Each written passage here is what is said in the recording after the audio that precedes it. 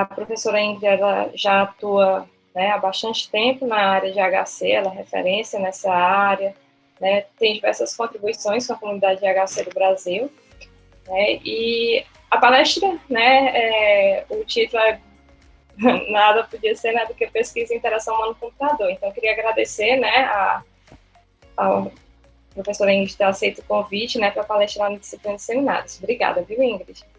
Imagina, Carla, eu que agradeço. Eu fui a professora da disciplina de seminários, né, ano passado.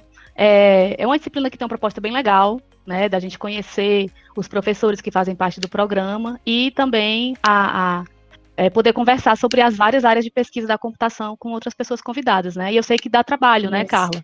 Então, assim, é muito legal. É muito legal vocês poderem. Isso, e assim. Por um lado, eu acho que para os alunos é bom, porque primeiro que fica uma disciplina, vamos dizer assim, fácil. É um momento de relaxamento do semestre, é quando você tem aula de seminário, que você, teoricamente, não precisa fazer prova, esse tipo de coisa, mas, ao mesmo tempo, eu acho, né, que instiga bastante, certo? Os alunos a conhecerem as várias áreas, né? Por mais que o aluno de mestrado já tenha um orientador, já tenha um tema e tudo mais, é bem legal ter essa visão geral, certo? Então, é pensando nisso que eu fiz essa apresentação, né, assim, eu poderia, sei lá, falar sobre a minha pesquisa de doutorado, falar sobre alguma pesquisa específica, falar sobre um tema específico de IHC, mas eu achei melhor dar essa visão geral mesmo. Lógico que é uma visão, como é que eu posso dizer, é um enquadramento próprio, né, a minha visão, né, de IHC a partir do meu olhar, né, então ela não representa tudo que é IHC, né, lógico que tem uma visão mais voltada para o Brasil, que é onde eu atuo, enfim. Mas, de qualquer forma, para quem não conhece, vai ser, eu acho que interessante, certo?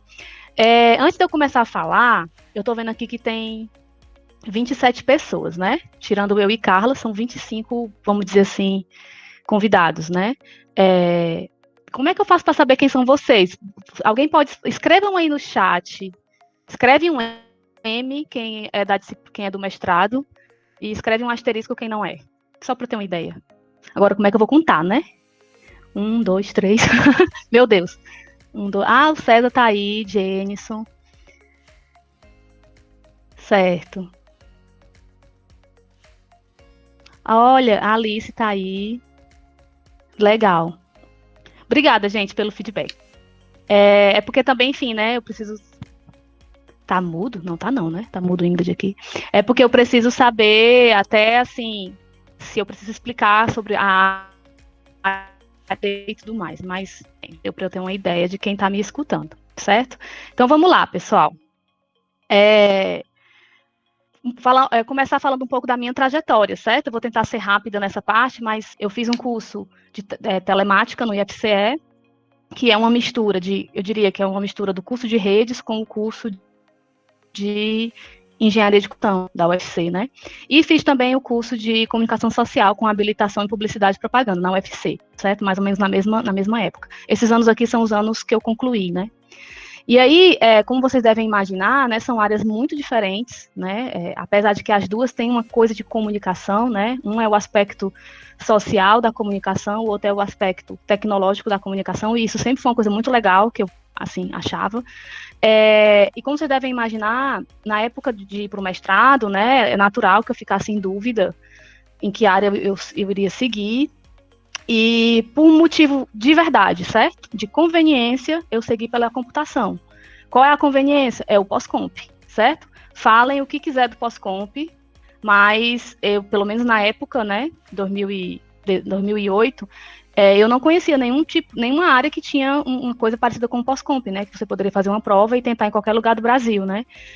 Na época, eu lembro de ter pesquisado alguns programas de pós em comunicação social, e todos eles, sem exceção, você tinha que ir ao local, viajar, tinha que ir uma vez para fazer uma prova, tinha que ir uma vez para fazer uma entrevista, era uma coisa inviável, sabe? E como até o momento eu só tinha tido experiências profissionais na área de computação, eu achei que seria um pouco de desperdício, né? Assim, seria meio que uma loucura. Vou esquecer tudo que eu fiz de profissional para ir para a comunicação, sabe? Apesar de que eu sempre gostei muito da área de comunicação também, né? Eu tenho certeza que se eu tivesse ido para uma pós na comunicação, também teria sido ótimo e eu teria ficado feliz do mesmo jeito. Mas, por incrível que pareça, eu acho que isso não é um bom conselho de orientadora, foi por uma questão de conveniência. Tipo, o pós-comp eu consigo fazer em vários lugares. E foi isso que eu fiz, né? Fiz a prova do pós-comp, tirou nota péssima, porque eu não tinha formação em computação, né? Sei lá, estudei pelo Wikipedia, sabe? Foi aquela coisa bem precária, mas deu certo, né? Na época eu tentei para seis universidades, né? E acabei indo fazer o mestrado na PUC, né? Isso em 2009, né? Em 2011 eu concluí o mestrado na PUC e em 2015 eu concluí o doutorado na PUC. Tanto o mestrado quanto o doutorado foram na área de interação humano-computador, né? Apesar de que na época da seleção do mestrado eu ainda não tinha muita ideia, não tinha nenhuma ideia de que eu iria trabalhar nessa área, né? Com a minha formação em telemática, certo? Eu não tinha a menor noção de que existia uma área chamada interação humano-computador ou que houvesse qualquer coisa parecida. A única coisa próxima disso é que eu já tinha tido experiências profissionais na área de qualidade, né? Então, eu já tinha trabalhado um pouco com requisitos, já tinha trabalhado com teste, que, querendo ou não, fala de qualidade e toca naquele ponto de você olhar o software de uma outra forma, né? Vamos dizer assim. Então,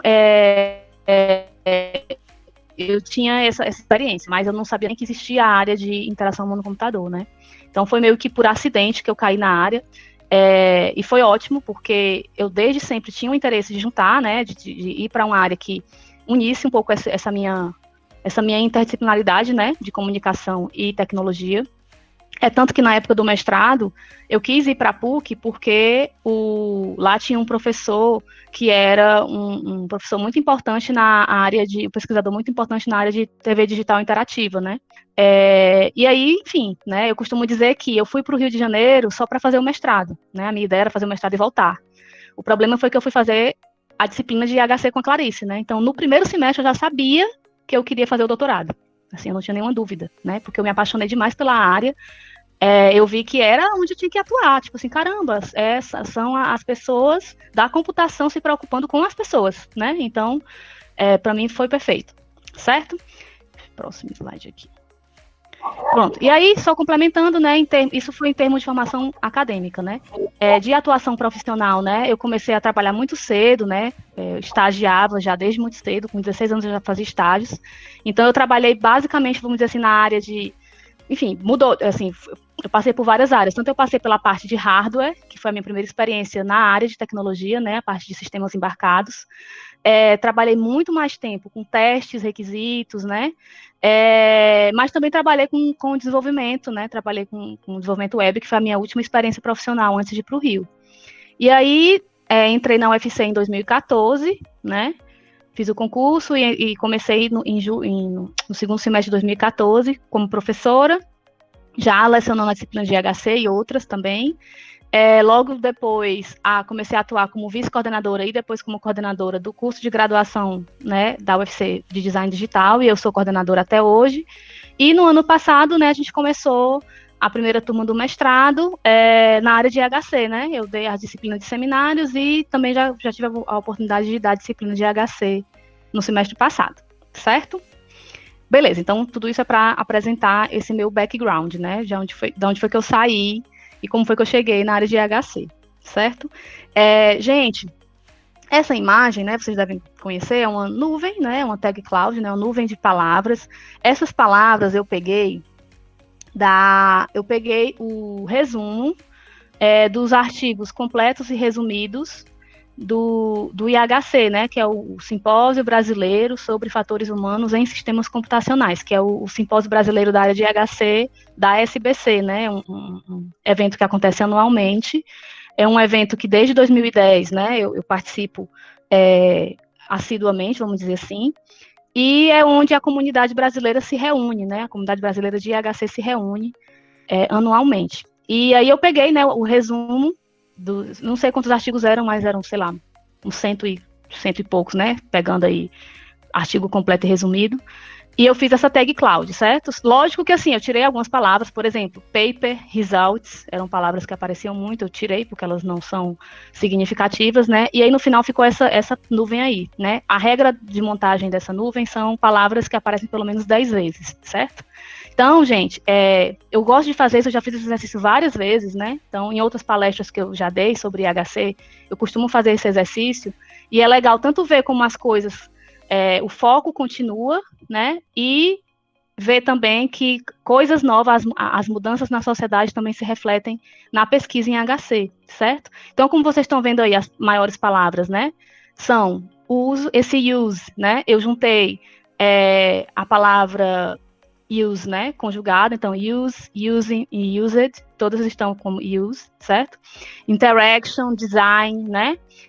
Users é bem grande, people, né? System, né? Porque afinal de contas a gente está falando de tecnologia, certo? Então isso eu diria que resume o interesse da área de HC, né?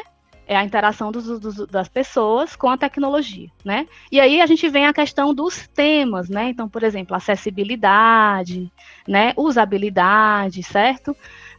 E vem a questão das práticas, por exemplo, a própria palavra design, né? Que é você desenvolver a tecnologia, conceber a tecnologia, tendo o usuário como foco, né?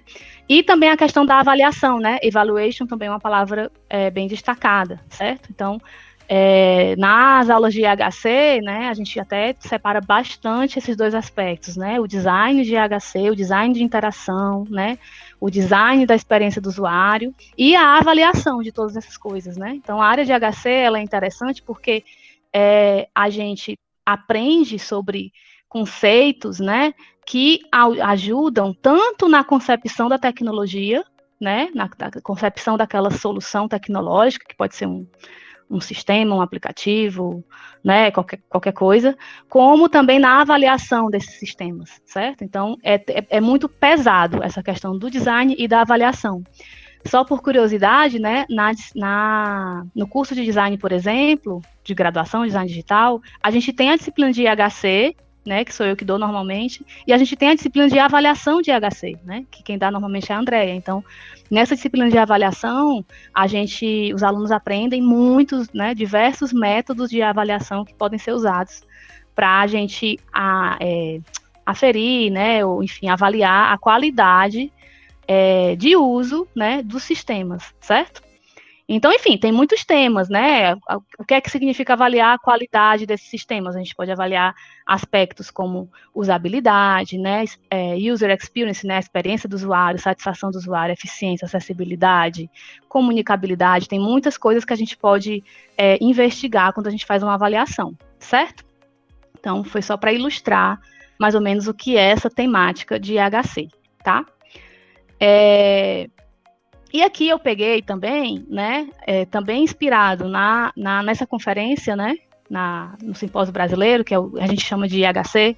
É engraçado porque é uma sigla que não representa o que ela significa, tá, gente? Não liguem. Quando vocês ouvirem falar, eu fui para o IHC, sei lá, em Belém, né? O nome do evento não é IHC, e não tem IHC na sigla, mas a gente chama. Eu acho que é o único evento que tem um apelido, tá? Na verdade, enfim, como eu falei, né, a definição é Simpósio Brasileiro sobre Fatores Humanos em Sistemas Computacionais. É enorme e ninguém usa esse nome. Mas, enfim, quando eu chamar IHC aqui, vocês já sabem que é esse evento. Então, esses tópicos eu peguei na chamada, né, lá do evento, tem os tópicos de interesse, né? Vocês devem conhecer isso. Todo evento ou todo meio de publicação científica tem essa questão dos tópicos de interesse, que, na verdade, eles servem para comunicar para aquele pesquisador que quer publicar, né, que tipo de temas, né, se espera ver em publicações daquele local, ou de um periódico, ou de uma conferência, certo? E aí eu copiei, né, tal e qual estava lá e coloquei aqui, certo? Então, só para ilustrar mesmo, tá? Como eu falei, eu vou ao IHC todo ano, né? Então, assim, eu vejo muitos artigos de todos esses temas, né? Alguns são mais frequentes, né? Por exemplo, gente, acessibilidade, desde que eu fui para o primeiro IHC em 2010, é um tema que tem demais, assim, só para vocês terem uma ideia, normalmente tem as sessões técnicas, né? Que são aqueles horários que a gente agrupa papers semelhantes, né? Então, por exemplo, sempre tem sessões técnicas sobre acessibilidade, sobre avaliação, sobre teoria de HC e tal. De acessibilidade, sei lá, vamos dizer que tem 10, 12 sessões no evento, né? Às vezes tem 4, 5 só de acessibilidade, né? Então é um tema que eu não sei se vocês conhecem, né? Mas é um tema muito clássico, vamos dizer assim, em HC. E ele ainda não é um tema desgastado, sabe? Assim, é impressionante como tem coisas para fazer nesse tema, né? A acessibilidade, para quem não conhece, é o fato da gente tentar garantir o acesso, né, sem barreiras, né, para qualquer pessoa, acesso à tecnologia, né? Então, normalmente se associa a acessibilidade às questões de deficiência, né? Então, por exemplo, como é que você pode garantir acesso ao computador, à tecnologia, a pessoas que são cegas, a pessoas que são surdas, né? Hoje também se fala muito em autismo, certo? Mas a acessibilidade, ela vai além disso, né? Existe até a expressão que há necessidades especiais, né? Então, em algum ponto da vida, a gente acaba precisando de uma preocupação com acessibilidade. Por exemplo, coisas do tipo, a gente está no carro e a gente não pode tirar a mão do volante, né? Então, naquele momento, a gente não pode interagir com a tecnologia com as mãos, né? Então, isso é uma questão de acessibilidade também. No caso, é uma questão de limitação temporária, ou você se machuca e não pode, né, sei lá, quebra o braço, não pode usar o braço, ou você está em um local que é barulhento e você não pode ter o feedback sonoro, né? Então, coisas assim, tá? Então, a acessibilidade é um tema muito, muito presente. Enfim, vocês estão lendo aí, né? São muitos temas. Eu só destaquei alguns que eu acho muito bacana. A questão de cultura, né? Então, por exemplo, onde é em computação que se fala sobre cultura, né? É em HC. É a galera de HC que está ali pensando. E o que é essa cultura? Gente, a cultura é qualquer cultura. É cultura organizacional, é cultura pedagógica, é cultura em termos de nacionalidade, certo? Então, é bem abrangente. Gêneros e minoria, a gente também discute sobre isso, né? Eu já falei isso em algumas aulas, né? Enfim, em algumas palestras. Eu lembro, eu sempre cito isso, né? Quando eu morava no Rio, eu passava pelo quartel dos bombeiros, né? Lá em Copacabana, de ônibus, né? E na parede dos bombeiros tem o lema dos bombeiros, que diz assim: nada do que é humano nos é indiferente, né? E, enfim, toda vida que eu ia para a PUC eu via esse lema, né? E eu costumo sempre citar, gente, é o lema da área de HC, certo? Então, nada do que é humano passa despercebido pelas pessoas de HC. Recentemente, eu tive um aluno, ele me mandou, viu, o Carla? Acho que eu posso falar, né? Foi o Almeidinha, né? O aluno do PET, né? Ele me mandou um e-mail, enfim, com as dúvidas. Falar. E aí, ele fez uma pergunta lá sobre o que ele estava querendo pesquisar, né? E ele estava em dúvida se aquilo era uma pesquisa em HC, né? Que era sobre a questão da produtividade durante a quarentena, né? E eu expliquei, gente, tudo, se você está pesquisando uma coisa que é do ser humano, certo? E você vai associar aquilo a uma tecnologia, ou como causa, ou como consequência, ou como impacto, ou como qualquer coisa, né? Isso pode ser sim uma pesquisa em HC, tá? É lógico que, assim, a área de HC, ela veio da computação, né? E então, a gente não aprende tudo que a gente precisa de HC na computação, porque a computação, ela tem uma tradição das exatas, né, da matemática, certo? Então, para quem vai se aprofundar em HC, é natural que a gente pegue teorias e conhecimentos de outras áreas, né? Isso não é ruim, na verdade, isso é ótimo, certo? A gente aproveita conhecimentos que já existem de outras áreas para fazer o nosso trabalho, tá?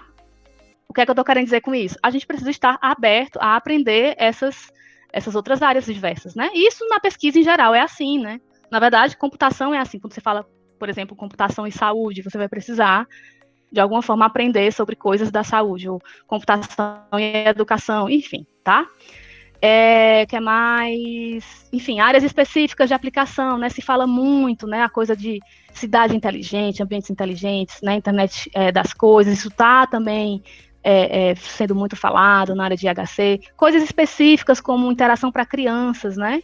Isso é muito legal, é muito delicado. Ou interação para idosos, né? A gente até brinca que tem uma interação gato-computador, né? Existe até aplicações para gato, para cachorro, enfim.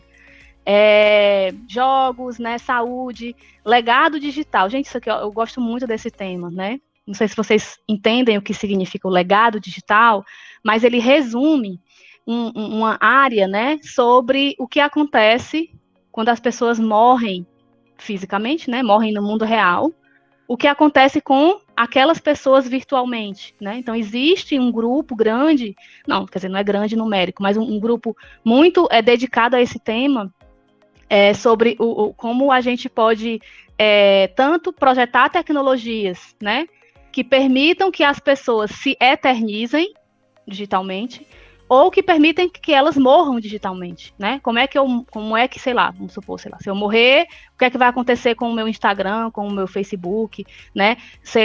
O que é que vai acontecer com a minha conta do Gmail, né? Esse tipo de coisa, né? Então, tudo isso é discutido nessa área, né, de legado digital, certo? Técnicas e estilos de interação, né? Isso aqui, aparentemente, né, para quem não conhece muito da área, ou talvez conheça superficialmente, associa IHC à questão da interação física, né? Dispositivos de interação, né? Então, a gente também estuda isso. Oi. Tem uma pergunta no chat, antes de passar para esse tópico. Eu não tô vendo. Gente, desculpa, eu não tô acompanhando o chat. Não, pode deixar que eu sempre te digo, certo? Ótimo, beleza. Tá, deixa eu... Vou ler, tá? Certo. Compartilha para que são prestadores nativos de outras áreas. Usam IHC como pretexto para validar.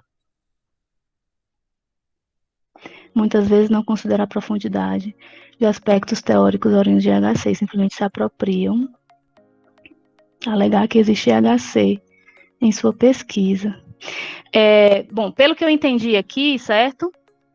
Se eu entendi a sua pergunta, tipo, as pessoas fazem pesquisas e aí meio que usam técnicas e métodos de IHC para aquilo como validação.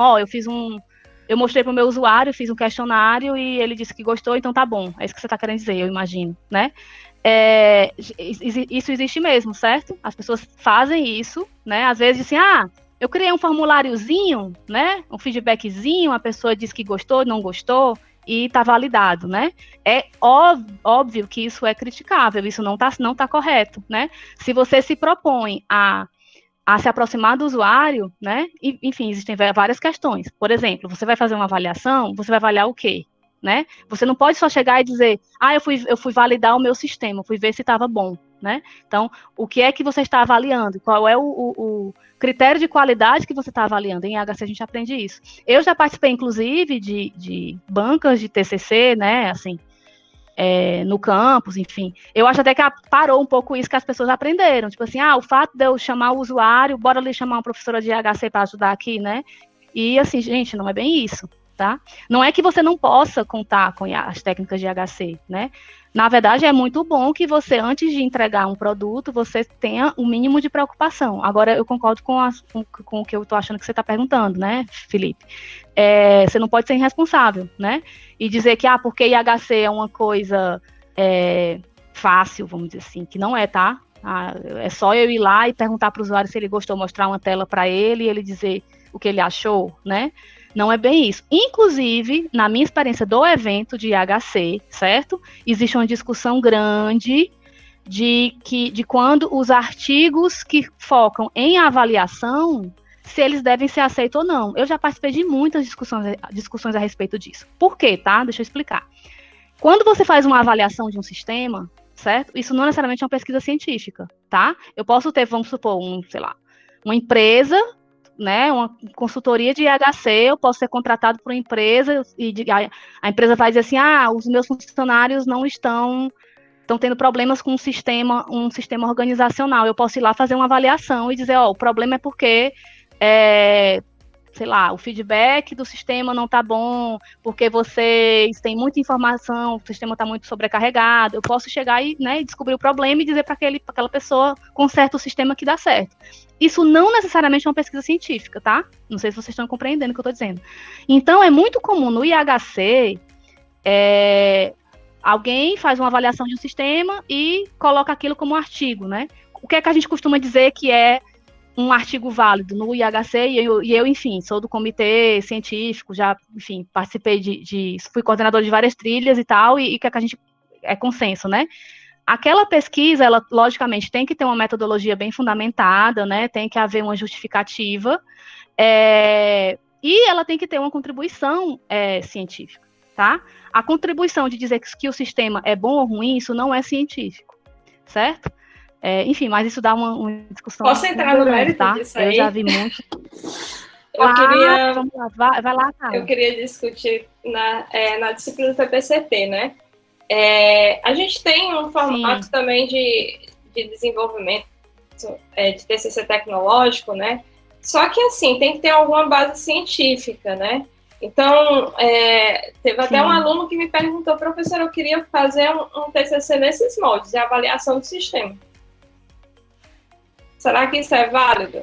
Aí, assim, tem que ter a parte científica. Eu não sei se para o TCC, dependendo da forma como a gente trate isso como orientador, arranje, né, a pesquisa, talvez a gente consiga levar isso para o TCC, mas se fosse para um estilo de conferência, né, como você disse, isso não é pesquisa, né? Então, era só para reforçar isso. É muito comum acontecer isso. Eu concordo contigo, assim, às vezes, vamos dizer assim, dentro do contexto do TCC, né, a gente percebeu que a pessoa usou um método, né, e desenvolveu uma metodologia e tudo mais, a gente até meio que aceita aquela avaliação muitas vezes, né, lógico, com uma base científica, mas que é como você está dizendo, que provavelmente aquele artigo, enfim, seria rejeitado, porque justamente ele não caracteriza uma pesquisa científica. Exato, a mesma coisa aí que o Emanuel está dizendo, né, vale para a questão do desenvolvimento de software. Né? Isso. É a mesma coisa, desenvolvimento de software não entra no caráter científico, a não ser que você faça uma base científica para a construção daquele sistema, seja para um sistema health, um sistema IoT, enfim. Então tem que ter uma construção por trás. Isso mesmo. Como tem muitos alunos aí assistindo, legal. Não, gente, essa discussão é ótima, tá? E eu vou dizer uma coisa para vocês, demora a gente a entender isso. Demora, não é óbvio, tá? Parece que a gente está dizendo aqui, talvez alguns concordem ou não estejam entendendo, mas demora para a gente entender, sabe? Acho que a gente precisa enxergar. A gente pega um trabalho que a gente... Não, isso aqui realmente não é uma pesquisa científica. Ah, esse aqui é. E aí a gente vai adquirindo uma experiência, um olhar crítico, sabe? Então, assim, de qualquer forma, meu povo, confiem nos orientadores de vocês, né? Assim, quando eles dizem, isso não está aparecendo uma pesquisa científica, é porque deve estar falhando em algum ponto, né? Então, é legal a gente ter essa discussão também, tá? Eu acho que foi respondido, né? Eu posso foi respondido. Pode. Tá, então bora lá. Beleza, então eu estava falando aqui das áreas, né? Então, existe também essa questão das interfaces diversas, né? Aqui tem gente mais focada em pesquisar, por exemplo, interfaces 3D, né? A questão de console, sabe? A questão de manipulação de dispositivos, isso também faz parte da pesquisa em HC, certo? Interfaces tangíveis, né? Interação sensível a contexto, né? Então, aquela ideia de que durante a interação o sistema ele vai se adequando ao comportamento do usuário, certo? Dispositivos móveis, né? Visualização de informação, que é um tema que, eu vou dizer assim, não é tão recente, mas em HC, né, ele tem aparecido cada vez mais, certo? Com essa coisa de Big Data, né, mineração de dados, isso tem aparecido muito, a ponto de, recentemente, acho que há uns 2, 3 anos atrás, apareceu, pelo menos para mim, né, a primeira vez, a expressão interação humano-dados, né? Então, como é que você estuda a forma de os usuários interagirem com os dados, né? A gente, inclusive, está vendo hoje aí... Discutido até na palestra do Regis também, né? O Regis deu uma palestra sobre imagino. Big Data. Pois é. E aí o Diogo perguntou, né? Se conhecia a área. Pois é, e inclusive agora a gente vê, né, essa questão de curva, sobe curva, desce curva, cadê o pico da curva? Então, assim, como é que a gente capacita as pessoas, né, como é que a gente alfabetiza as pessoas na leitura dos dados, né? Isso não é uma coisa óbvia, tá? Então, também é de interesse de IHC, certo? Aqui tem outros temas, né? Uma questão que é muito, muito própria de IHC, ela é muito ligada a IHC, é a questão das emoções, né? Não é todo mundo na computação que está interessado nisso, né? Quando a gente diz emoções, essa palavra ela é muito abrangente, certo? Então, assim, pode ser a questão da satisfação e da insatisfação, da frustração, certo? Mas pode ser também a questão de você influenciar negativamente uma pessoa, né? Ou influenciar positivamente, né? Tem um livro, né? Enfim, eu até tenho esse livro, que chama Persuasive Technology, né? Então, tipo assim, como é que você usa a tecnologia para mudar comportamentos, né? Parece besteira, mas, por exemplo, nesse livro ele cita, sei lá, grupos online, por exemplo, para pessoas que querem parar de fumar, por exemplo. Né? Então, como é que você usa a tecnologia para mudar comportamentos? Como é que você usa, sei lá, gamificação para estimular as pessoas a se comportarem de determinadas formas, né? Ao mesmo tempo, existe o que a gente chama de IHC do mal, ou dark patterns, né? Todo mundo aqui já passou por isso, aquelas coisas na interface que tentam conduzir o usuário ao erro, né? Tipo assim, para a pessoa adquirir um produto, comprar, venda casada, tem uma coisa que tem até os nomezinhos, mas eu não vou lembrar todos aqui, mas, por exemplo, tem um aplicativo, aí ele diz assim, sei lá, por exemplo, aquelas notificações, né? Você quer ser notificado, você quer receber notificações desse site, aí você responde, em vez de ser sim ou não, as opções são, não, eu sou um idiota e eu não quero saber do que está acontecendo no mundo, sabe? Assim, é como se você colocasse o usuário numa posição de ele se autodenegrir, né? Então isso é ruim, tá? Então tudo isso tem a ver com computação afetiva e aspectos emocionais, isso é muito estudado em HC, certo?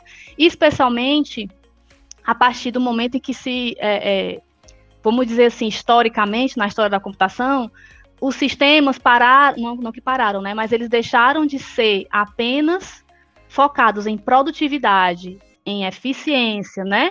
Para questões de satisfação, questões emocionais. Quer um exemplo? Uma coisa é eu estar usando o PowerPoint agora porque eu preciso apresentar, né, isso aqui. Outra coisa é tipo assim, o que é que me faz usar um Instagram, né? O que é que me faz usar um jogo qualquer, tá? Então, hoje existem sistemas que são muito mais voltados à questão da satisfação do usuário, à questão da experiência do usuário, do que simplesmente a eficiência, tá?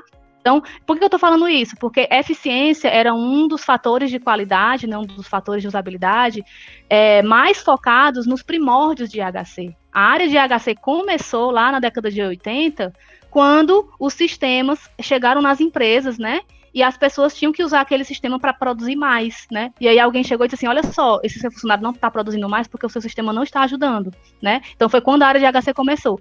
E isso foi mudando e hoje, assim, eu não tenho números, mas a gente consegue saber rapidamente que a maior parte dos sistemas não é mais focado em eficiência e em produtividade, né? É nesses aspectos emocionais. Não é à toa que hoje o X, né, é a palavra da moda, né? E user experience, tá todo mundo falando disso, inclusive de forma, eu diria até irresponsável, né?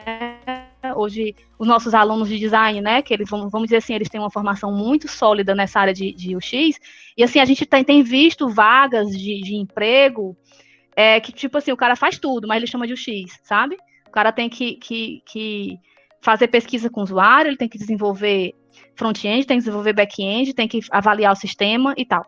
Então, isso está tudo ligado a essa coisa de aspectos emocionais. Beleza. Help, né? Help, tutoriais, isso aqui também é um tema de IHC. Como é que você desenvolve a ajuda do seu sistema para que essa ajuda seja eficiente, para que essa ajuda seja realmente útil, né, para o usuário, certo? Como eu falei antes, avaliação, né? Então, modelos, métodos, técnicas, ferramentas para avaliação, tudo isso faz parte da área, né? E aí, para cada um desse aqui, a gente tem um exemplo. Por exemplo, modelo, método de avaliação. A gente tem métodos que são da engenharia cognitiva, tem métodos que são da engenharia semiótica, né? Formalismos, a gente tem certas formalismos matemáticos, inclusive, para informar sobre a qualidade dos sistemas, né? Existem formalismos para isso. Técnicas como entrevista, questionário, diário de usuário, né? Ferramentas diversas, né? Enfim, focadas em avaliação de interface, e tudo isso também para design, né? Então, coisas do tipo modelo de tarefa, modelo de interação, persona, jornada de usuário. A gente tem muitas ferramentas e técnicas que são mais focadas no design. O que é que significa isso, gente? Não é simplesmente eu desenvolver o sistema, tá? Desenvolver o sistema, teoricamente, eu uso uma IDE, vamos dizer assim, né? Colocando em forma... Aqui eu não estou falando do desenvolvimento do desenvolvedor. Aqui a gente está falando do designer. Às vezes, o designer é o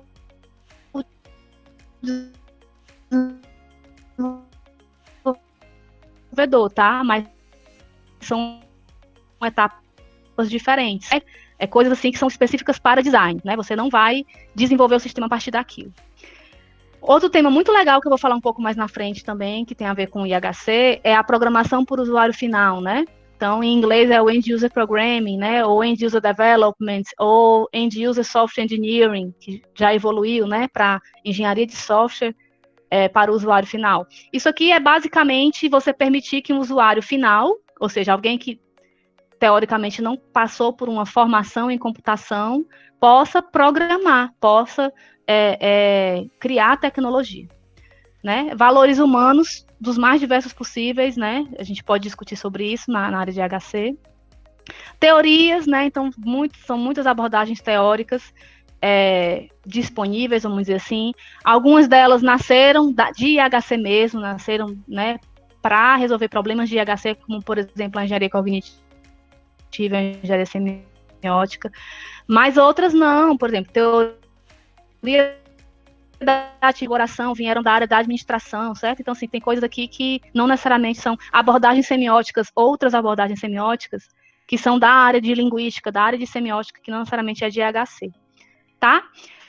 E aqui na chamada, né, lá na chamada do evento, eles têm separado uma seçãozinha para o que a gente chama de Grandic, né? Os Grandics, que são os grandes desafios de pesquisa em IHC no Brasil. Eu não me lembro, mas eu acho que foi em 2016, não sei. Não faz muito tempo, que houve um grupo, né, no evento que discutiu sobre quais são os grandes desafios da área, né? E aí definiu-se, né, esses 5 grupos, né? Desafio 1, futuro, cidades inteligentes e sustentabilidade, né? Desafio 2, acessibilidade e inclusão digital. O 3, ubiquidade, múltiplos dispositivos e tangibilidade. O 4, valores humanos. E o 5, formação em HC e mercado, né? Então, isso aqui é mais ou menos assim, olha só, se vocês estão falando desses assuntos, né? Esses são os assuntos sobre os quais a gente precisa se preocupar neste momento, tá? Então, são temas também relevantes da área, né? Alguma dúvida, gente? Se vocês quiserem comentar sobre algum desses tópicos, né? Assim, sei lá, algum exemplo, alguma coisa. Porque não tem como também eu comentar todos, porque são muitos, né? Por enquanto não, Ingrid. A gente pode seguir. Tá? Beleza. Tá. Aqui, então pronto. Feita essa introdução geral, né? Acho que deu para todo mundo ver mais ou menos o que se faz em HC, pelo menos teoricamente, né? Porque, enfim, eu não mostrei estudos nem exemplos concretos. Aqui eu vou falar um pouco sobre os temas com os quais eu tenho trabalhado, tá? No mestrado e no doutorado, né, eu trabalhei intensamente nesses 5 temas, tá? Engenharia semiótica, acessibilidade, pensamento computacional, End User Development, ou End User Software Engineering, e autoexpressão e comunicação via software, né? Eu continuo trabalhando com esses temas, tá? Eu tenho trabalhos ainda recentes com esses 5 temas. Mas também tem temas que eu tenho me interessado, né? Pelos quais eu tenho me interessado mais recentemente, né? Educação em HC, em computação de forma geral, arte e tecnologia e visualização de informação. Eu vou tentar comentar um pouco sobre cada tema. Eu acho que daria para, vamos dizer assim, vocês matarem alguma curiosidade. A engenharia semiótica, né, para quem não fez IHC ainda, ela é uma teoria, né, ela é definida como uma teoria semiótica, né, da área de IHC, certo? Ela explica o fenômeno da interação humano-computador como uma forma de comunicação, certo? A grande questão da engenharia semiótica é ela enxergar a interação como um processo de comunicação. Só que esse processo de comunicação não é qualquer processo de comunicação. Ela está interessada em estudar a comunicação entre 2 pessoas, tá? duas pessoas de forma geral. Uma é o designer do sistema, ou seja, o criador do sistema, a pessoa que concebeu aquele sistema, e o usuário, né? Não sei se vocês conseguiram captar, mas é basicamente dizer que a engenharia semiótica diz que quando eu estou aqui no PowerPoint, todo mundo está vendo meu PowerPoint, né? Quando eu estou aqui no meu PowerPoint, certo? Neste momento agora com vocês, né? Eu estou conversando com vocês usando o Google Meet, isso é uma coisa, isso não é engenharia semiótica, tá? Isso é comunicação mediada por computador. Mas eu estou, neste momento, conversando com o designer do PowerPoint, certo? Nesse momento, vocês não estão vendo, mas o designer do PowerPoint está conversando comigo.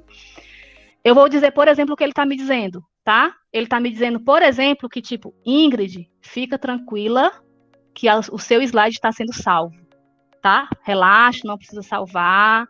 Eu tomo de conta aqui. Vocês estão vendo meu mouse, não, né? Dá para ver? Eu apontando aqui. Eu também não estou vendo a resposta de vocês. Ele também está me dizendo que, como a gente é legal e a gente sabe que você trabalha com várias pessoas, a partir de uma certa versão do PowerPoint, né, você pode compartilhar essa sua apresentação, né, e outras pessoas podem colaborar com o seu trabalho, certo? Enfim, não sei se vocês estão entendendo o que eu estou dizendo, mas a engenharia semiótica, por mais óbvio que pareça, ela diz isso, ela diz, gente, tá cheio de signos, né? Existe o conceito de signo, que o signo é basicamente algo que comunica algo, né?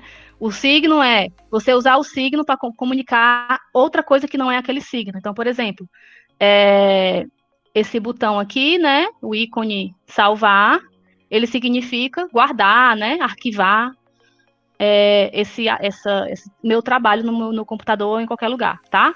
Então, ele é um signo da tarefa, da ação de salvar, tá? Então, a engenharia semiótica diz isso, ela fala, o designer, ele usa os signos da interface, que os signos são tudo que a gente vê, tudo que a gente interage, né, na interface, para passar uma mensagem. E qual é essa mensagem que o designer passa quando a gente usa o sistema, né? O designer passa a mensagem, a gente chama de mensagem de metacomunicação, ou seja, ele está me dizendo como eu posso usar o PowerPoint, tá?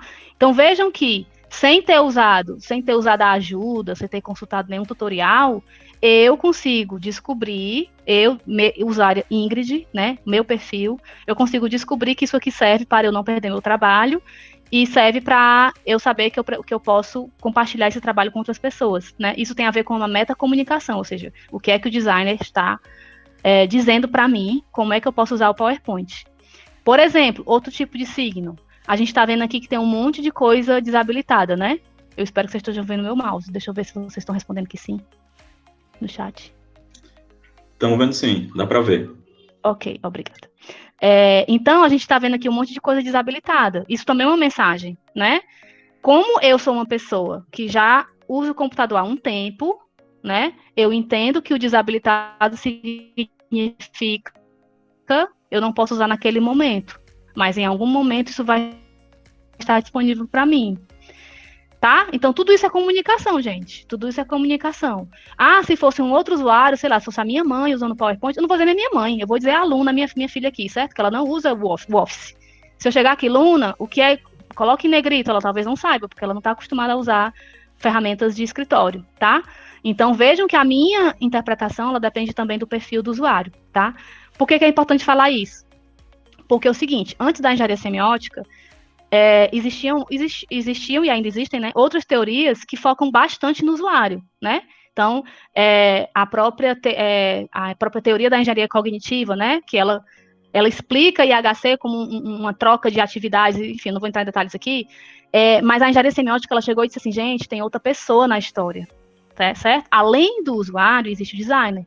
Existem as intenções de comunicação, existem os signos que ele vai escolher para passar certas mensagens, certo? Então, a engenharia semiótica, gente, eu estou resumindo demais a teoria, tá? Ela é bem maior, enfim. A teoria, ela tem métodos específicos, tem métodos de avaliação específicos, né? Tem o conceito de comunicabilidade, né? Que é a qualidade dessa comunicação entre o designer e o usuário, certo? Enfim, então, eu trabalhei muito com engenharia semiótica no mestrado, na verdade eu trabalhei mais no doutorado, né, enfim, se eu lembrar aqui, eu falo mais algum detalhe sobre isso. A acessibilidade, como eu falei antes, né? Acessibilidade é essa questão de você cuidar, né, para que os sistemas sejam acessíveis, né? E esse é um tema muito bacana, porque assim, quando a gente começa a perceber olha só, quando a gente começa a perceber como a gente exclui as pessoas, certo? Às vezes de forma ridícula. O que é que eu estou querendo dizer isso? Às vezes um atributo no HTML faz a diferença na experiência de um usuário cego. Isso não custa 30 segundos, não custa 10 segundos da vida do desenvolvedor, mas custa, sei lá, minutos, né, e horas de interação de um usuário que é cego, por exemplo, tá? Então é como se fosse assim, caramba, como a gente é egoísta de não dedicar 10 segundos da nossa vida para colocar um negócio no HTML e aquilo ser acessível para o nosso usuário, e aquilo fazer toda a diferença, tá? Então, assim, eu estou citando um exemplo que é simples. É lógico que existem certas barreiras que são maiores e são mais difíceis de serem excluídas, né? Vamos dizer assim. Então, e aí, quando a gente trabalha com acessibilidade, a gente vai aprendendo sobre a diversidade humana de uma forma que qualquer pessoa que trabalha com esse tema cresce, assim, inevitavelmente. Por exemplo, recentemente, semana passada, ou semana atrasada, eu participei de uma defesa de doutorado, que era o tema era acessibilidade, surdos, né? Então, gente, uma coisa básica. Como é que um surdo é atendido no sistema de saúde? Um surdo vai tomar uma vacina, certo? Como é que a enfermeira vai perguntar para ele se ele é alérgico a ovo, sei lá, tem vacina que é, ou que ele é alérgico a determinado remédio, né? Então, aí beleza, tem essa questão do problema de comunicação do surdo com o profissional de saúde. Isso eu estou falando desse exemplo porque foi o trabalho que eu participei, né? E aí, nesse trabalho, nessa pesquisa de doutorado, a menina, né, que estava pesquisando, ela justamente estava querendo descobrir, primeiro ela queria descobrir quais eram os tipos de problema, olha só, ela queria descobrir quais eram as barreiras de comunicação. Então, qual é o tipo de problema que acontece de comunicação? Vejam que isso é muito diferente de resolver o problema, tá? Isso é conhecer o problema. E um segundo passo é como é que a tecnologia pode ajudar nesse processo, né? Então, bom, nessa pesquisa em específico, essa autora, ela desenvolveu um framework, né, para ajudar desenvolvedores a desenvolverem tecnologias específicas para comunicação de surdos em ambientes de saúde, sabe? E assim, você vai ler na tese, meu povo, a gente falta chorar, porque a gente percebe, caramba, como essas pessoas sobrevivem, tá? Coisas do tipo, a pessoa ter que sair de casa, ela tem que levar no papel anotado o que ela está sentindo, para quando ela chegar lá, ela poder mostrar para o médico, né? Ou então, uma pessoa, o médico falar devagar, como se a pessoa fosse entender, ou falar alto, como se a pessoa fosse escutar, sendo que ela não lê lábios, né? Coisas, enfim, diversas, tá? Então, a pesquisa em acessibilidade, ela é muito legal, né? Eu gosto muito desse tema. O meu trabalho de mestrado foi muito, muito forte em acessibilidade. Eu trabalhei com idosos, né? Que também é muito, muito legal você perceber como a interação com os idosos, ela passa por tantos fatores, sabe? Tem a questão cognitiva, olha só, tem a questão cultural, porque, tipo assim, os idosos, eles não nasceram com a tecnologia como a gente, né? Então, eles, tipo assim, eu dou sempre esse exemplo, pra gente, quando a gente vai no banco, né? A gente sai de casa para ir no banco. A gente sempre vai com muita raiva, não é verdade? A gente vai porque alguma coisa não deu certo. Você tentou fazer alguma coisa no aplicativo e não deu certo. E aí você vai resolver no banco. Você vai puto. Chega lá com ódio porque o seu aplicativo, sei lá, travou a senha, não sei o quê, né? Para o idoso, eu já vi um relato que o usuário dizia assim, mas por que é que eu vou fazer no caixa eletrônico se eu posso ir conversar com a pessoa? Olha a cabeça como é diferente, né? Então, assim, para o usuário, o idoso, né, é muito mais reconfortante e muito mais óbvio ele se dirigir a uma pessoa, que seria o caixa, né? Dar um bom dia, entregar um boleto e pagar, do que ir ao caixa eletrônico, entendem? Então, existe uma questão cultural, uma questão geracional, né? Existe a questão cognitiva, que ela é muito forte, memória, né, atenção, certo, daquele idoso. Existe uma questão física, gente, coordenação motora, a questão da atenção também, né, eu fiz, na época do mestrado, fiz um monte de estudo com idosos e coisas do tipo, sabe aquele feedbackzinho que a gente faz bem discreto para não incomodar, né? Alguma coisa, sei lá, você conseguiu salvar com sucesso, aparece um balãozinho em algum lugar, aquilo ali o idoso não enxerga, ele não vê aquilo ali, né? Então eu vi isso na prática, tá? Então também é um tema bacana. E além da minha pesquisa com o mestrado, né, eu venho trabalhado bastante com acessibilidade, tanto na disciplina de projeto integrado do curso de design digital, que é uma disciplina bem específica do curso, em que os alunos desenvolvem muitos projetos, né? Então tem muitos trabalhos lá com acessibilidade, e também TCC, né? Eu tenho um monte de aluno que trabalha com esse tema. Pensamento computacional. Pensamento computacional é um conceito, certo? Que diz assim, olha só, gente, do mesmo jeito que a gente é alfabetizado, né? A gente aprende a escrever, né? A gente aprende a ler. A gente, qualquer pessoa de qualquer área, tá? A gente aprende a matemática, a contar, a fazer contas, né? A galera do pensamento computacional defende que todas as pessoas têm o direito de aprender a raciocinar computacionalmente, tá? E, gente, raciocinar computacionalmente não é pensar igual a um computador, porque ninguém faz isso. É pensar igual a pessoas que trabalham com computação, é pensar igual a um cientista da computação, é pensar igual a um engenheiro de software, é pensar igual a enfim, né, alguém capacitado para lidar com computadores. Vejam que eu não estou falando de inclusão digital, tá? Inclusão digital é todo mundo ter direito a usar um computador, é todo mundo saber usar o Word. Eu não estou falando disso. O pensamento computacional tem a ver com a capacidade de raciocínio, tem a ver com a capacidade de quebrar problemas em problemas menores, tem a ver com a capacidade de identificar padrões. Vocês estão reconhecendo essas expressões? Tem a ver com a capacidade de abstração. Tudo isso são habilidades cognitivas. Oi. Thalita falando aqui. Oi, Thalita. Eu tinha até perguntado antes, mas eu acho que a Carla não viu a minha pergunta. Agora que você está falando sobre pensamento computacional, eu lembrei que a Andrea estava conversando comigo, está tendo agora um muito grande da IHC junto com a IA, né? Que visa responder aos usuários como funcionou o algoritmo para sistemas que usam inteligência artificial, como, por exemplo, os dos bancos, né? Os sistemas que usam.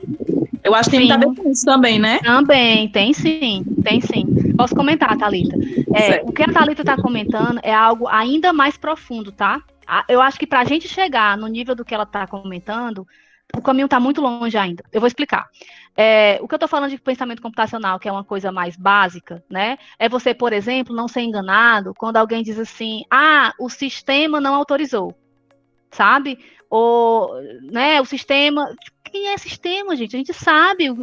Alguém construiu aquele sistema, né? É a gente entender que, sei lá, quando a gente faz é a gente, por exemplo, identificar um bug, sabe? E saber que aquilo ali, você pode depois voltar e vai estar resolvido. Ou você pode se posicionar. Sabe quando a gente liga pro suporte de TV ou de internet e as pessoas tratam a gente como ignorantes? Não é por mal, é claro, né? Tipo assim, aquela coisa bem besta, tipo assim, você tá ligado na tomada do roteador, tá? Então, assim, é um pouco a gente entender, as pessoas em geral entenderem, né?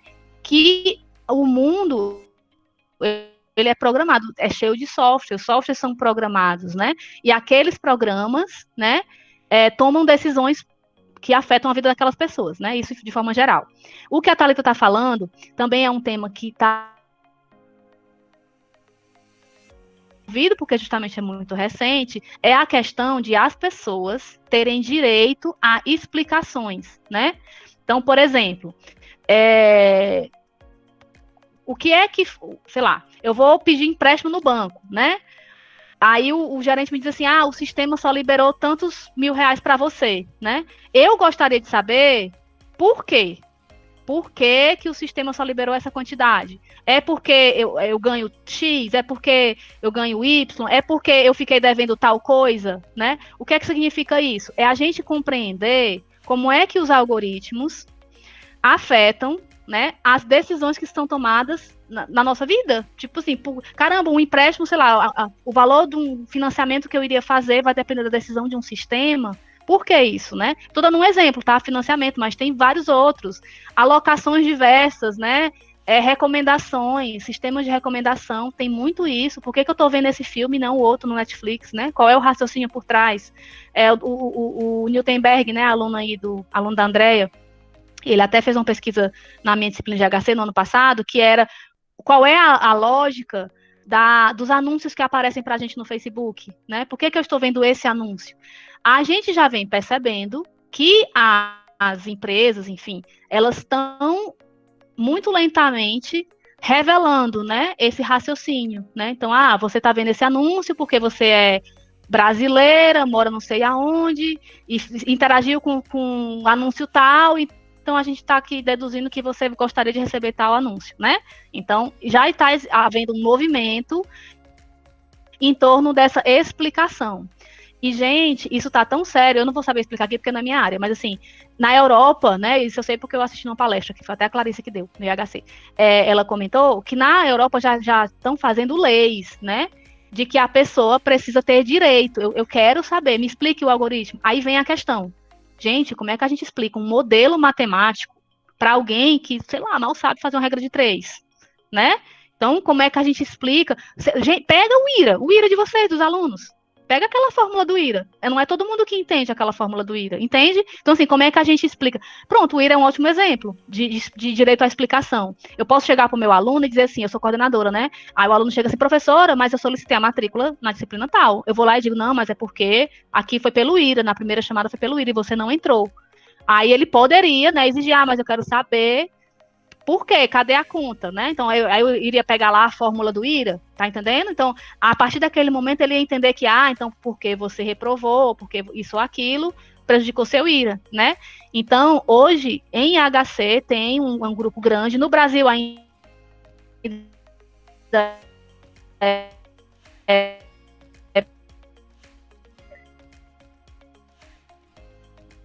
ainda são poucos, tá? A questão da inteligência artificial, né? Então, esses sistemas de assistentes virtuais, né, bots em geral, ou qualquer sistema de recomendação também que usam muito inteligência artificial, né? Como é que a gente explica o raciocínio desses sistemas para as pessoas que são afetadas por esses sistemas, né? Então, entendam que, assim, aqui tem uma questão ética, que é as pessoas terem o direito à explicação, e tem um problema de IHC, que é como é que você explica isso, né? Então, isso já da Andrea, né? Já da pesquisa da Andrea com o Newtenberg e tudo, a gente já vem percebendo que, por exemplo, você pode fazer a explicação ser por demanda, né? Então, não vou conseguir pensar em um exemplo, mas sei lá, tem essa coisa do IRA, né? Eu poderia chegar e dizer para o aluno assim, olha só, você foi afetado porque o seu IRA foi menor do que o último que conseguiu entrar. Se ele estiver satisfeito com essa resposta, ok, acabou, ele vai embora. Se ele não estiver satisfeito, ele vai dizer, mas eu quero saber o que afetou meu IRA. Beleza, aí eu vou lá para a fórmula. Tá, aí eu posso, em vez de mostrar a fórmula, eu posso dizer assim, olha só, o seu IRA foi afetado porque você teve reprovações por falta, porque você teve notas abaixo de 7, e porque você teve sei lá o quê. De novo, ele pode ficar satisfeito com a minha resposta e ir embora. Ou ele pode querer mais. Tá bom, então eu vou te mostrar a fórmula. E aí lá na fórmula eu vou ter, sei lá, o símbolo do somatório, que ele não sabe o que é, aí eu vou explicar o somatório. Entende o que eu estou dizendo? Então, uma das estratégias de explicação, gente, de novo, isso aí é a pesquisa da Andrea, tá? Falem com ela. Uma das estratégias de explicação é essa coisa, por exemplo, ser por demanda, né? Por demanda. É um pouco, pegando aqui que eu tenho um filho de 1 ano e 9 meses, é um pouco como você vai explicar as coisas para uma criança, né? Então, se uma criança perguntar de onde vêm os bebês, né? Tudo vai depender, a sua resposta pode simplesmente dizer que foi do papai e da mamãe, ou você dá uma aula de biologia para a criança, dependendo do interesse dela, do nível de curiosidade dela, entendem? Então, é isso, tá, Thalita? Gente, tinha mais coisa no chat, né? Deixa eu olhar, aproveitar que eu parei aqui. Do César. Isso. Deixa eu voltar aqui, César. O que acha do o X-Design? Projetar uma experiência? César, eu acho que sim, assim, né? Porque o projetar é aquela coisa, você se deu ao trabalho de pensar sobre aquilo e de propor uma solução, né? Então, eu concordo, eu acho que isso na verdade, é o que eu acho que essa coisa do X é o que está dando muita visibilidade para a área de IHC, apesar de que estar mascarando a expressão IHC. Eu não me incomodo com isso, tá? De jeito nenhum. E também não acho que eu devo começar a falar o X, né? Mas o que é que acontece? Quando a gente fala em design de experiência, né, alguém chega e diz assim, eu não vou só projetar o sistema, eu vou projetar a experiência, eu vou projetar a jornada, eu vou projetar o comportamento, tudo que vai acontecer no sistema, eu vou projetar a comunicação que vai acontecer durante essa experiência, né? Quando a pessoa se propõe a isso, ok, a área de UX já está cheio de técnicas, cheio de buzzword, né, que pode ajudar, ferramentas e tudo mais, mas dependendo da complexidade do problema, você pode chegar no momento de, espera aí, agora eu preciso aprender mais sobre cognição. Agora eu preciso aprender mais sobre colaboração. Agora eu preciso aprender mais sobre emoção, entende? Então, assim, na verdade, eu diria que, apesar do uso meio bagunçado da expressão UX, né? Eu gosto dela estar em evidência, o X design, sabe? Porque, no mínimo, as pessoas vão tentar fazer isso, né? E, gente, assim, é interessante que hoje se fala em customer experience, né? Hoje se fala em projetar a experiência não só de sistema, mas, por exemplo, eu vou fazer o design de experiência de um restaurante, né? Então, assim, a pessoa não vai mais só jantar, ela vai ter uma experiência, né?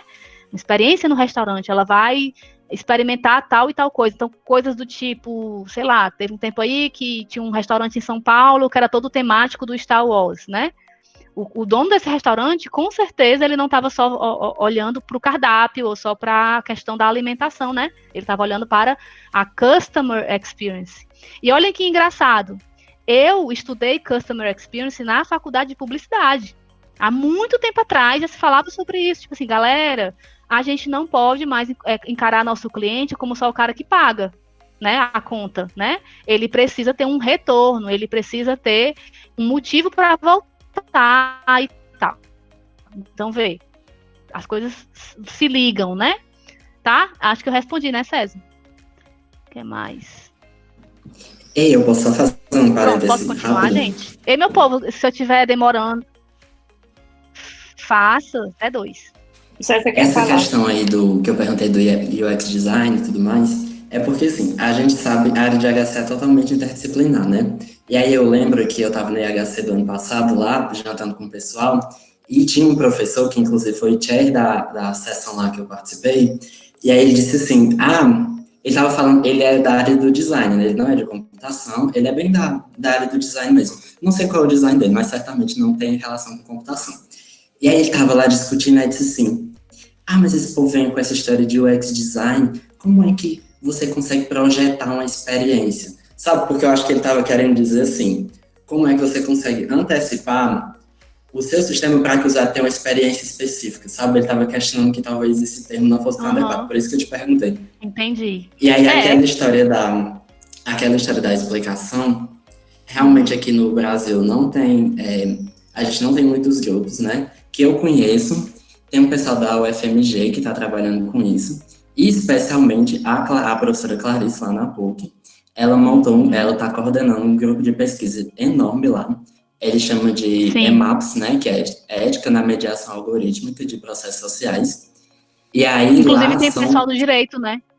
Então, assim, são professores de várias áreas, tá? A Clarice coordena, mas tem a Simone e o Hélio, que são professores da informática, tem a Carla, que é professora da psicologia, tem os professores da filosofia, tem a Caitlin, que é a professora do direito, e os alunos desses professores, trabalhando junto nessa ideia de explicação e de várias outras questões éticas, né, e de valores humanos envolvidos aí nesse contexto.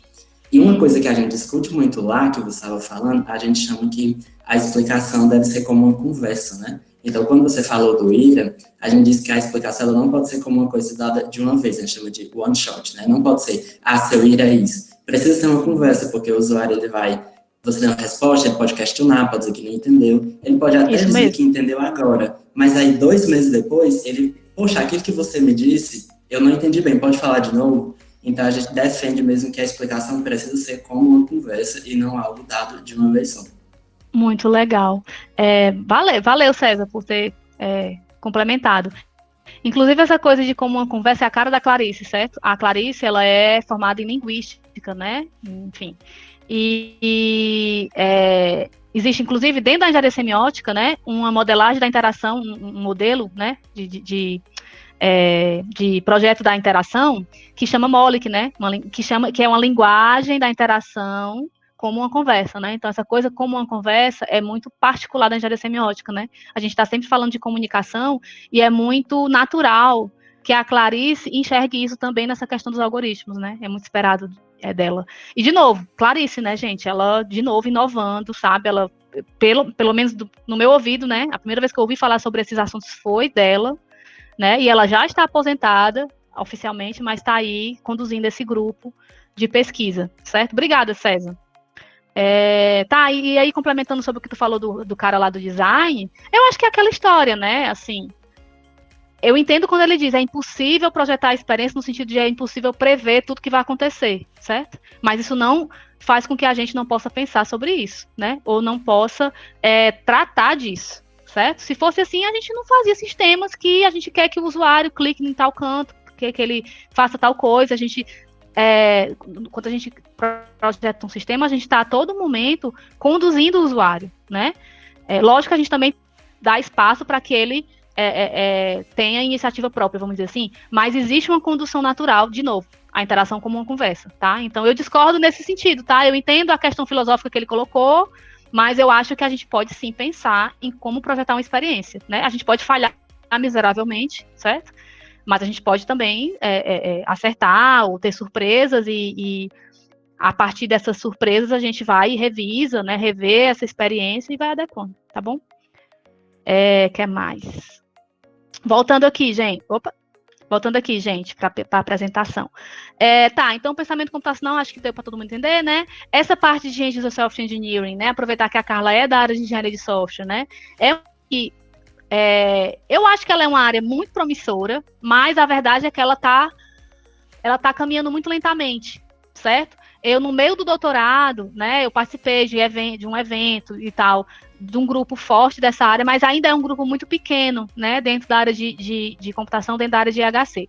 Mas, basicamente, é o quê? É você capacitar as pessoas, né, para que elas criem seus sistemas, né? Elas criem seu software. Está um pouco ligado com o conceito de pensamento computacional, mas aqui ele tem a ideia de, tipo assim, bora botar essa galera para trabalhar, né? Então, tipo assim, eu tenho um problema diverso, né? Que eu posso resolver com tecnologia, né?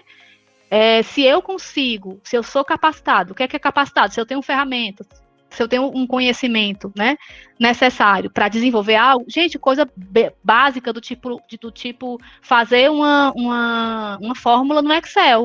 Isso tem a ver com EUD, né, ou EUP, que é o End User Programming, né? Então, se eu programo uma fórmula no Excel, né, e aquilo ali faz aquele cálculo para mim, isso é um tipo de programação, entendem? Inclusive, a área de EUP, ela começou nesse estudo das planilhas, nessa parte de fórmulas de planilha. Macros, né? Não sei se vocês já usaram macros, né? Que são aqueles programinhas, né? De atividades repetitivas, né? Você pode fazer uma macro no PowerPoint, no Word, né? Não é todo mundo que conhece, é uma coisa mais avançada. Eu posso programar coisas, vocês já devem ter usado isso. Programar, sei lá. Se você duvidar, a programação do videocassete, há milênios atrás, era um tipo de EUP, certo?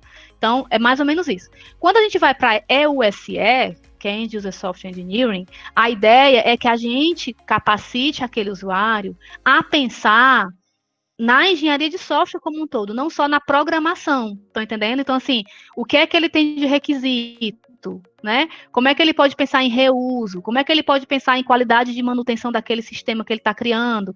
Como é que ele vai pensar em debug, em teste, certo? Então, é mais para essa parte. E aí vocês podem pensar assim, mas professora, vai acabar a profissão, né, do engenheiro de software, né? Vai acabar as pessoas não vão mais criar sistemas, vai ser cada um criando o seu. Gente, não é isso. Não é isso. É só vocês pensarem. Eu costumo dizer que aqui é a massificação ou a democratização da computação. Vamos pensar na democratização da mídia. Isso era uma coisa que eu discutia lá na publicidade, tá? Lá na minha faculdade de comunicação. Então, assim, na época, né, a gente falava assim, porque a mídia, ela é centralizada, né? Ela é monopolizada, certo? Só produz, né? Só tá na mídia quem tem domínio dos meios de produção. Então, tem lá a Rede Globo, tem lá o jornal Folha de São Paulo, tem lá não sei quem. Ou seja, as pessoas só conseguiam falar com a massa se elas tivessem poder sobre um determinado veículo midiático. Estão compreendendo? Pronto. E aí, lá na faculdade, a gente falava sobre a democratização da mídia. Exemplo, rádio pirata, certo? Rádio comunitária, jornal local, fanzine, o que mais, tá? Então, vejam que eu tô falando do começo da década de 2000, né? Hoje, isso morreu, meu povo. Vocês sabem disso. A gente tá na era da fake news, né? Então, assim, hoje qualquer pessoa cria notícia, não quer dizer que seja Então, assim, começou com os blogs, né? Isso também eu estudei na faculdade. Então, a partir dos blogs, as pessoas começaram a escrever, ou seja, você não precisa ser jornalista para criar notícia. Isso tem a ver com democratização da mídia. Eu gosto muito de fazer esse paralelo, porque para mim é a mesma coisa aqui. Eu não preciso me formar em computação para criar um sistema. Isso não significa que uma empresa vá contratar um doidinho na esquina para fazer um sistema de segurança altamente complexo, só porque ele disse que sabe programar em HTML, entende? Começa que programar em HTML já é uma expressão errada, né? Entendem o que eu estou dizendo? Então, assim, isso não tira o direito da gente, isso não tira o dever da gente, dar o direito para essas pessoas usufruírem da tecnologia da mesma forma como a gente usufrui. Entenderam? Então, assim, na verdade, eu sou uma defensora dessa democratização computacional. Isso significa que a gente também vai estar à mercê de softwares de má qualidade. Do mesmo jeito que a gente hoje é vítima das fake news, certo? Pode ser que no futuro, se a gente democratizar a computação, a gente seja vítima de várias tragédias, sei lá, fake software, sei lá, né? Então, tanto questões de hacker, não sei o quê, eu nem sei se a coisa do hacker seria um bom exemplo, porque o cara, para ser hacker, ele tem que ser muito bom, né? Ele tem que se conhecer bem. Mas, vamos dizer assim, liberdades de expressão geral, tá? Isso também vai estar liberado, tá? Beleza. Deixa eu ver, tem algum comentário? Eu vi alguma zoadinha. Alguém que comentou aqui? Alguma coisa? A lista de presença. Regina. Tá, tudo bem. Tu tinha dito que ia perguntar. Tu vai perguntar o que o César perguntou, tá. Então, gente, aí a gente chega nesse outro tema, que eu também é o meu queridinho, tá? Demais mesmo. Inclusive, eu diria que a minha tese, assim, se você fosse, né, resumir a minha tese em uma palavra, é isso aqui, que é a autoexpressão, tá? O que é isso aqui, tá? Na minha tese de doutorado, eu trago uma ideia, né, não sozinha minha, né, foi a partir do meu grupo de pesquisa, lá com a Clarice, a partir de alguns trabalhos que a gente fez num projeto de desenvolvimento de pensamento computacional, né? Aqui é a seguinte ideia. As pessoas, né? Como é que eu gosto de explicar isso aqui? Vamos lá. Você é uma pessoa que gosta de desenhar, certo? E aí, sei lá, você tem um namorado, fez aniversário de namoro, e você vai criar um desenho, né, de comemoração. Você vai lá, faz um bonequinho, um coração, ou qualquer outra coisa, né? Você, naquele desenho, você carrega uma autoexpressão que é só sua, tá? Então, assim, aquele desenho representa para aquele seu namorado ou namorada muito mais do que se você chegasse na internet ou numa loja, sei lá, e comprasse um cartão ou baixasse uma imagem, imprimisse e desse para ele. Vocês conseguem entender? Quando a gente produz a coisa em si, ela carrega algo da gente, certo? Que representa muito a gente, tá? Então, isso aqui é para dizer que quando a gente começa a fazer software, aquele software está carregado da nossa autoexpressão, certo? Bom, a minha tese fala muito sobre isso. Eu fiz vários estudos onde eu mostro como isso acontece, tá? Inclusive essa questão de tipo, você não consegue fugir, né, de deixar sua marca, você deixa o seu rastro. Como? Quando a gente está falando de end user, no caso, na minha pesquisa, eu trabalhei com professores, trabalhei com surdos também, inclusive, e trabalhei com crianças, né? Então, assim, em todas as produções que esses participantes atuaram, existia a marca deles. Gente, a marca pode ser uma coisa boba como o seu próprio nome. Sabe quando a gente salva um arquivo e bota programa da Ingrid, ou sei lá o quê, né? A gente bota o nosso nome no arquivo, aquilo ali, o seu nome é uma marca da sua identidade, e aquilo ali fica naquele programa, tá? Então, na tese, eu falo sobre isso, como o fato de você... Por que eu dei o exemplo do desenho, né? Quanto mais eu sei desenhar, né? Mais eu vou conseguir me expressar pelo desenho. Do mesmo jeito, escrita. Uma coisa é uma pessoa que escreve, sabe escrever, mas ela não é, né? Mas uma coisa é uma pessoa que é um poeta. A pessoa que é um poeta, ela domina as letras, né? Ela domina aquela forma de expressão de tal forma que ela se expressa muito melhor. Entendem? Então, assim, um cara que aprende a escrever muito bem, ele se expressa muito bem por escrito. Um cara que desenha muito bem, ele se expressa muito bem pelo desenho. Um cara que programa muito bem, ele se expressa muito bem pelo programa, tá?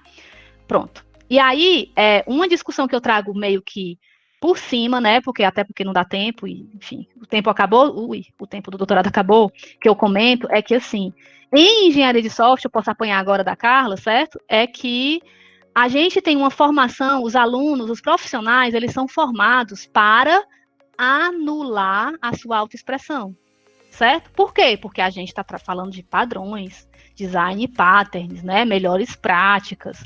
Vamos. Ali, o código não é para ter a identidade do desenvolvedor. No máximo, é para ter o padrão da empresa, mas não é para ter nada da particularidade do desenvolvedor, certo? Então, em engenharia de software, a gente é naturalmente formado para. A gente é formado para trabalhar como se fosse num sistema fabril, né? Industrial, certo? Então, isso mascara a nossa identidade. Tá? Isso não necessariamente é ruim, tá, meu povo? Eu tô só caracterizando, né? Isso significa que é difícil um desenvolvedor mostrar a identidade dele quando se tem muitos padrões, quando se tem muitas regras. É como se fosse assim, é como se eu chegasse para a pessoa que quer fazer o desenho e dissesse assim, olha só, você só pode usar 10 riscos no seu desenho. Ou então você só pode usar um quadrado e um retângulo no seu desenho. Lógico que isso vai limitar a expressão daquela pessoa, tá? Não sei se vocês estão compreendendo. Oi. Isso é verdade, Ingrid. Não é?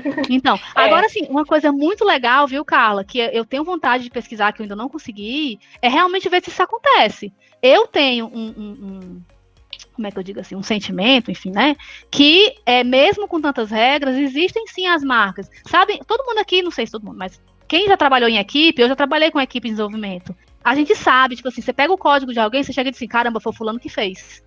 Né? Tanto para bem ou para mal. Tanto porque ele sempre usa uma variável, sei lá o quê, ou então ele faz um comentário do lado, tal, né? Então, existe ainda, veja o que eu estou falando de expressão no código fonte mesmo, né? Mas não necessariamente, essa autoexpressão, ela pode estar na interface, ela pode chegar ao usuário, tá? Inclusive, eu já dei uma palestra com esse tema e eu mostro muitos exemplos de como o designer consegue se expressar descaradamente na interface. E isso é muito legal, né? Eu, na verdade, de novo, eu defendo mais esse poder de comunicação. Caramba, você consegue se comunicar via software, sabe? Eu vou citar um exemplo, tá? Não vou mostrar a imagem porque vai demorar. Mas, por exemplo, aquele Notepad++, né? Não vou falar do Notepad, não. Vou falar do Spotify, que eu acho que é um exemplo mais legal. O Spotify, eu não sei quantos de vocês já tentaram cancelar a conta. Se você tem uma conta premium, né? A conta lá, paga. E você cancela, né? Quando você cancela, o Spotify, ele mostra uma playlist chamada Nós Ainda Podemos Ser Amigos, né? E ele bota um monte de música só com tema de despedida. Sinto sua falta, volta pra mim, não sei o quê, tudo em inglês, né? Então, assim, o que é isso, gente? Pra mim, é muito... já é uma jogada de marketing, o cara quer que a pessoa renove a assinatura. Gente, mas isso é comunicação pura, certo? Então, o que ele fez? Ele usou o software. O que é o software do Spotify? É a música. O que são os signos do Spotify? São as músicas, né? É a playlist, né? E aí, ele usou os signos da interface ali do Spotify para passar uma mensagem, que não vá, fica mais um pouco e tal, né? Isso é só um exemplo, tá? Tem muitos outros exemplos bem bacanas. E, assim, é inegável que isso chama atenção, sabe? Isso cria uma proximidade com o usuário, tá? Beleza, tá? Essa é a minha fala sobre autoexpressão. Depois, se for o caso, enfim, vocês podem falar comigo depois. Eu gosto muito desse tema e tenho muita coisa para pesquisar sobre ele. E aí, enfim, temas recentes, né? Educação em HC, né? Eu já a gente já publicou alguns artigos sobre como é que é a formação de IHC no curso de design digital, que é um curso que tem muitas disciplinas, né, tanto diretamente relacionadas a IHC como indiretamente, a parte de projeto integrado, que é uma parte que trabalha muito as habilidades com IHC.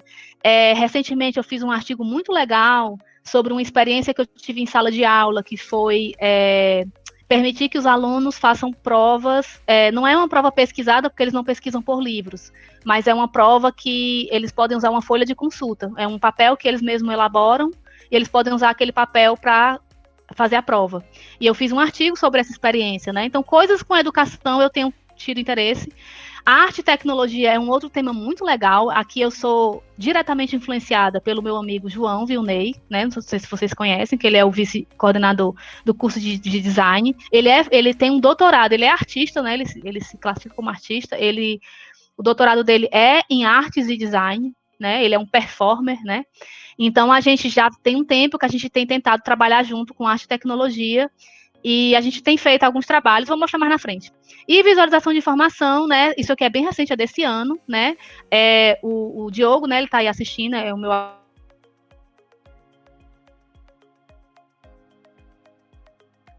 TCC também nessa área. Aí aqui, gente, eu selecionei só alguns pouquíssimos trabalhos mesmo, só para ilustrar o tipo de coisa que eu faço, né? Assim. Então, engenharia semiótica está muito constante, né? É muito comum acontecer dos alunos me procurarem, TCC e tal, trabalhar com engenharia semiótica. Então, aqui o Diogo de novo, né?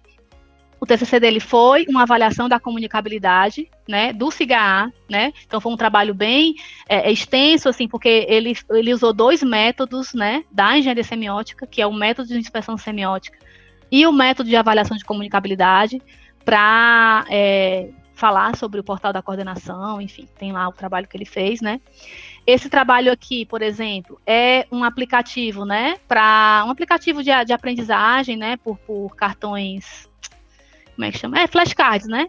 E aí o Lucas, ele usou algumas técnicas da engenharia semiótica. Ele usou a Molic, né? Que é essa linguagem de modelagem da interação. Ele usou a Molic, que ficou muito legal, para ajudar ele a modelar essa interação, e ele também usou o MAC, que é esse método de avaliação de comunicabilidade. E a Bia, ela usou, se eu não me engano, foi o MIS e o MAC também, não, foi os dois.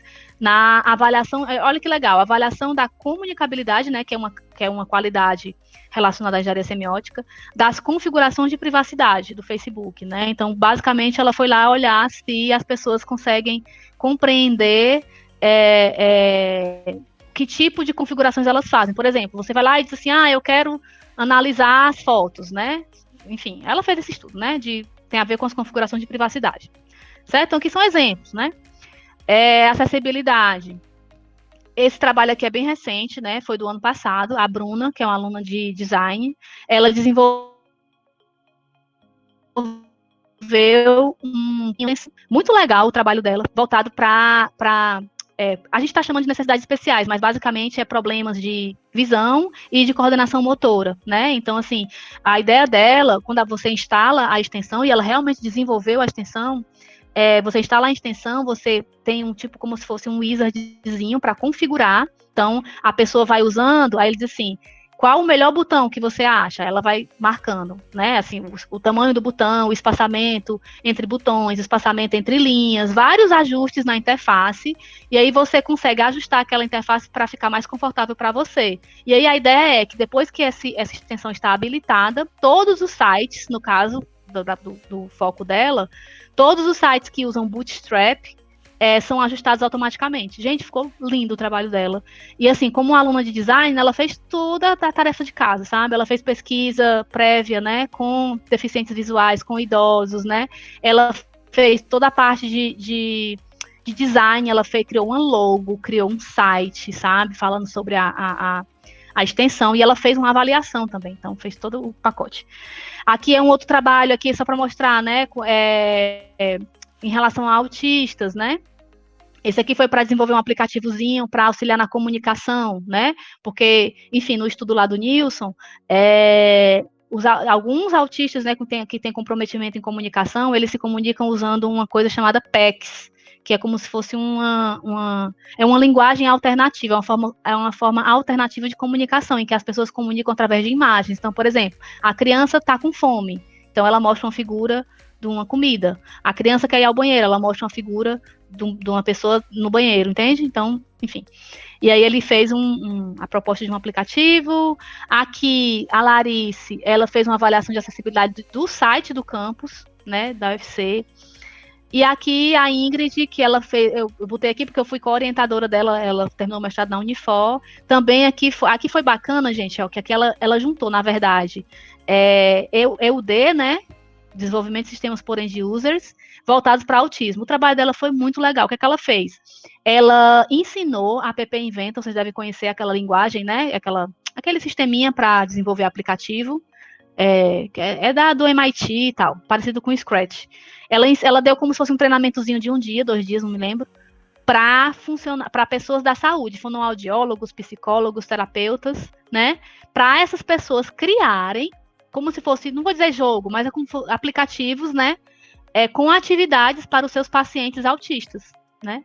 E aí ela fez toda a pesquisa com eles, né? Ela fez o treinamentozinho, os profissionais de saúde criaram os aplicativos e ela ainda conseguiu ver pelo menos um profissional aplicando com uma criança autista, né? Bem legal também a pesquisa. Pensamento computacional, né? Eu estou agora atualmente com 2 trabalhos sobre um mesmo sistema chamado Progster, né? O Progster foi um sistema que foi concebido na disciplina de projeto integrado, no curso de design digital, e inclusive ele ganhou, né, o primeiro lugar na competição de design do IHC de 2017, eu acho. Foi 2017, foi o ano que eu engravidei. E aí as meninas, né, que são as 2 autoras do projeto, elas estão trabalhando em versões diferentes desse joguinho, que é para ensino de pensamento computacional para crianças, né? Um joguinho para ensinar noções de programação, né? Coisas como repetição, função, né? Sequência, né? Até a parte de condicional também acaba aprendendo um pouco. Bem legal. Aqui, um outro aluno, Leonardo, ele fez um estudo na escola, né, sobre ensino de programação e raciocínio lógico nas escolas, né, então ele meio que desenvolveu uma metodologia, né, e foi aplicar essa metodologia na escola, certo? Também a ver com pensamento computacional. Tem outros trabalhos, eu só trouxe alguns exemplos. O D e o SE, né. Isso aqui foi um trabalho que não é de mestrado nem de TCC, na verdade, meu projeto PIBIC, do ano passado, né. Muito legal, gente, eu amei essa experiência aqui, né? O que é que a gente fez, certo? Basicamente, a gente ensinou, a gente promoveu um mini curso de App Inventor para professores da educação básica, né? A gente convidou alguns professores, eles foram até o campus, a gente ensinou noções de App Inventor para eles e pediu para eles criarem aplicativos com conteúdo das suas aulas, né? E foi ótimo, enfim, deu certo, né? Eles fizeram lá o que deu, mas essa aqui também é um tema que mistura tanto o SE, certo? O D, por quê? Porque eles fizeram todo o passo a passo, desde os requisitos até o teste, certo? Misturou com o pensamento computacional e, de quebra, eu ainda fiz uma análise, né, que eu escrevi lá no relatório, na época, sobre a questão da autoexpressão, sabe? Então, por exemplo, como é que a autoexpressão entra aqui, gente? Olha que bacana.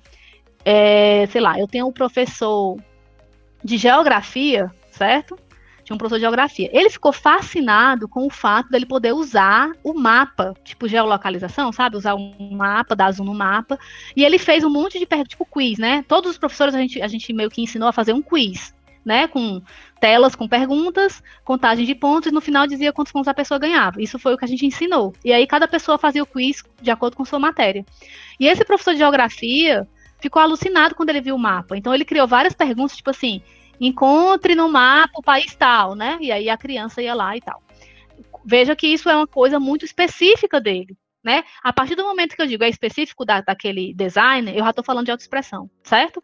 Então, coisas do tipo, tinha gente que colocava, por exemplo, na mensagem final, de sucesso ou de insucesso, você perdeu, você ganhou. Tinha gente que botava só a frase, tinha gente que botava a frase colorida, tinha gente que botava um sorrisinho, ou botava uma carinha triste, entendem?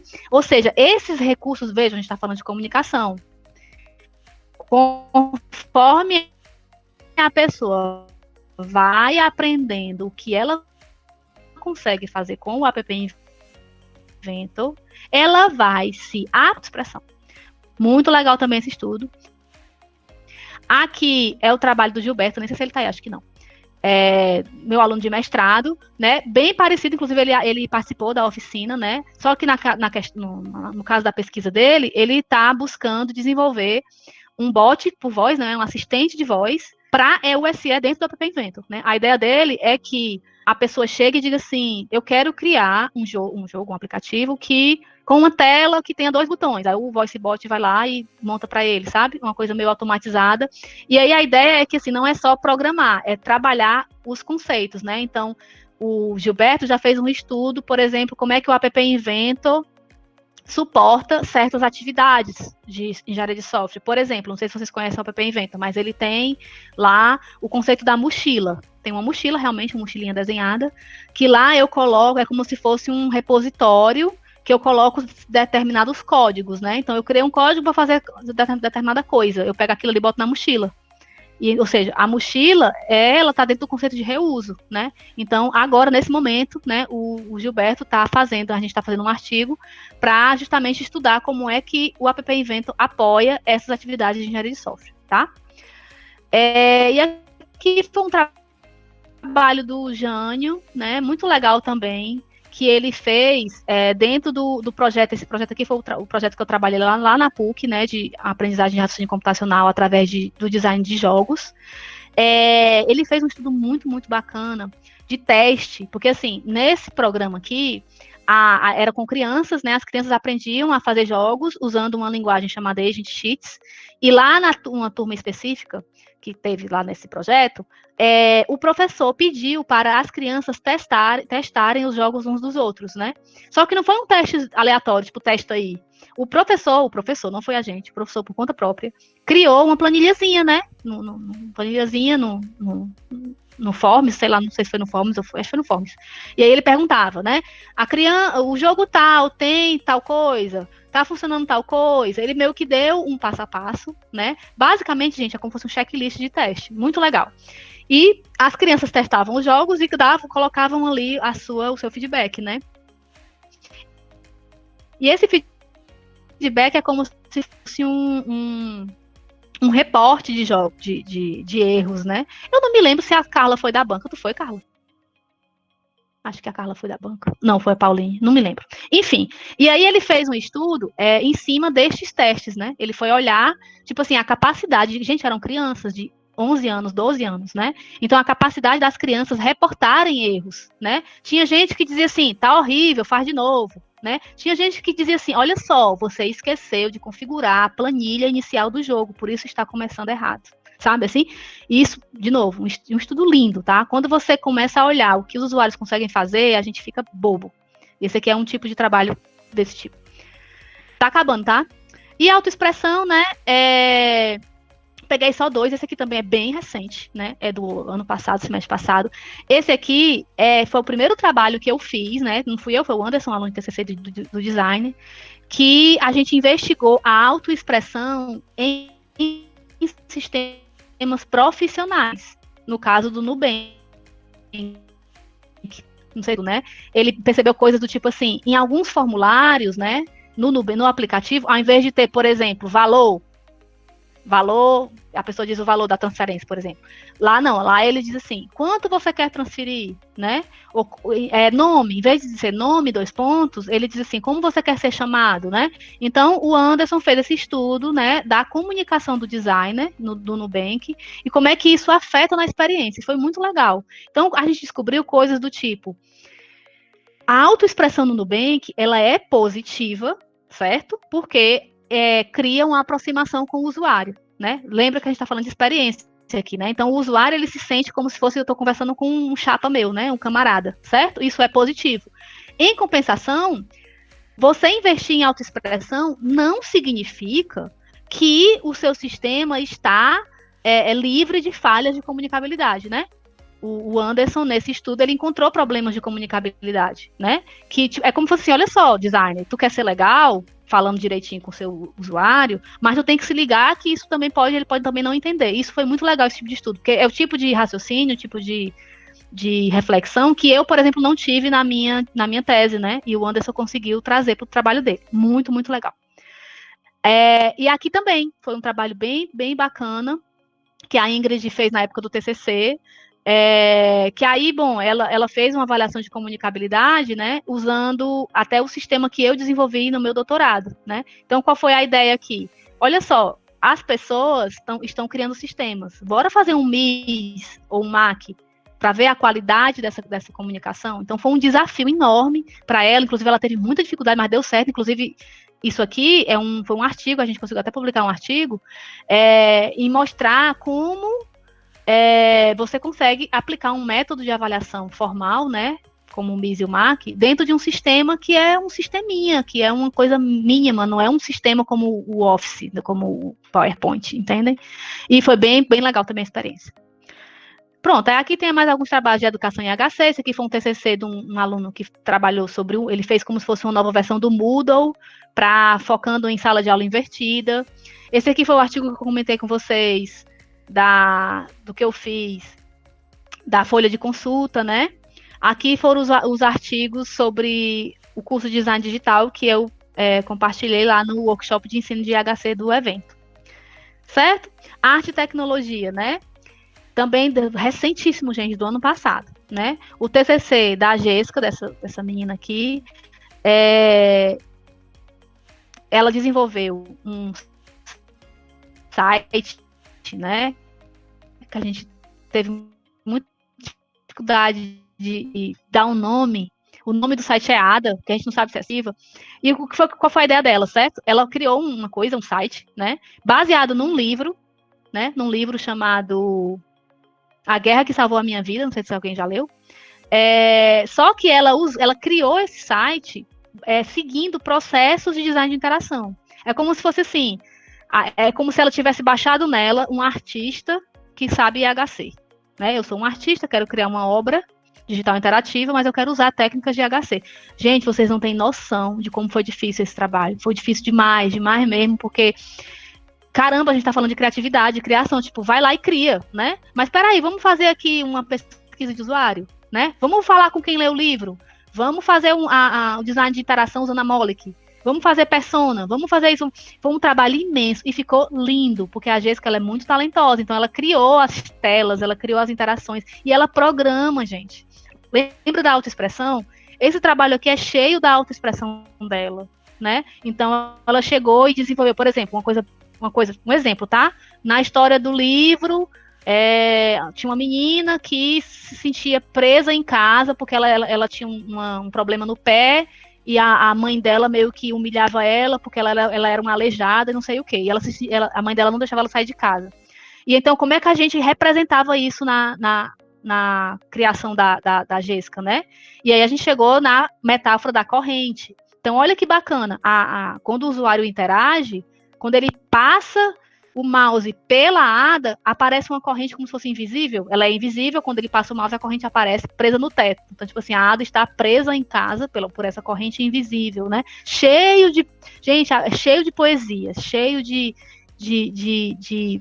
coisas bonitas, né? Não está disponível, está online, ela não terminou, mas bem legal e muito desafiador, né? A gente está querendo fazer dois artigos com esse trabalho dela aqui, que está muito legal. Inclusive, a Jéssica hoje está lá na Unicamp, né, fazendo mestrado lá. E esse outro aqui foi um trabalho que eu fiz com o João e mais 2 alunos, que a gente, na verdade, era para ter sido um artigo completo e acabou virando um pôster, né? Ele não foi aceito.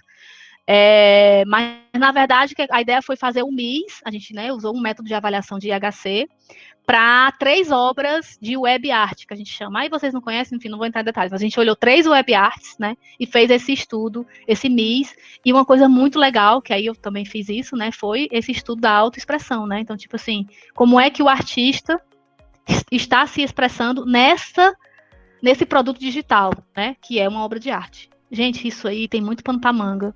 É um tema que eu adoro, apesar de eu não ser artista nem nada, mas eu fico, caramba, o cara tu quer coisa mais expressiva do que a arte, né? Praticamente não existe. E a gente fala todo tempo que tecnologia, né, dentro do contexto da engenharia semiótica, a gente fala todo tempo que a gente está se comunicando, o designer está se comunicando com o usuário. Então, o artista da arte digital, ele é o exemplo maior da engenharia semiótica. Tá? Gente, guarda essa frase, ela foi linda. Beleza. E aqui, último, acho que é o último mesmo, visualização de informação, né? Tem um aluno trabalhando, ele está fazendo um bot, ele está chamando de chatbot, né? A ideia é uma interface conversacional para ajudar as pessoas a terem informações geográficas, né? Usando dados do IBGE. E a pesquisa do Diogo, né? Que tem a ver com visualização de informação para esses sistemas de segurança pública, né? Que é o projeto que a gente está trabalhando, certo? Então, isso aqui está sendo o desafio, né, nessa área de visualização de informação. Gente, acabou. Tô com o queixo aqui doendo. Vou já beber água. Acabou, tá? Eu espero que vocês tenham... não sei, eu até comentei com a Manuel. Falei, gente, mas não é uma palestra, eu não estou ensinando nada, né? Não tem um conceito, tipo, o que foi que vocês aprenderam. Mas, de qualquer forma, enfim, foi uma tentativa de... repasse de experiência, Ingrid. Mostrar os temas, assim, de alguma forma... sensibilizar vocês para essas questões, porque, de novo, não precisa todo mundo ser da área de HC, claro que não, mas quando vocês forem desenvolver as tecnologias, né, os trabalhos, as pesquisas de vocês, deem uma olhadinha nessa parte, né, às vezes tem coisas que são simples, você fazer uma validação, você fazer um questionário, ou você se basear numa teoria que já existe, às vezes não são coisas complexas, então, para deixar também aí essa motivação para vocês, tá bom? E assim, eu sei que a aula é até 3h30, mas tô à vontade, tá? Quer dizer, não sei cadê o Pierre aqui, mas deve estar tudo bem com ele, que ninguém me chamou ainda. Podem perguntar, certo? Pessoal, antes das perguntas, eu queria só lembrar para os alunos de graduação que tem uma lista aí passando no chat para as horas complementares, certo? Então, alguém tem pergunta? O que é o filtro de barro? Não entendi, não. Não sei o que é esse filtro de barro, não.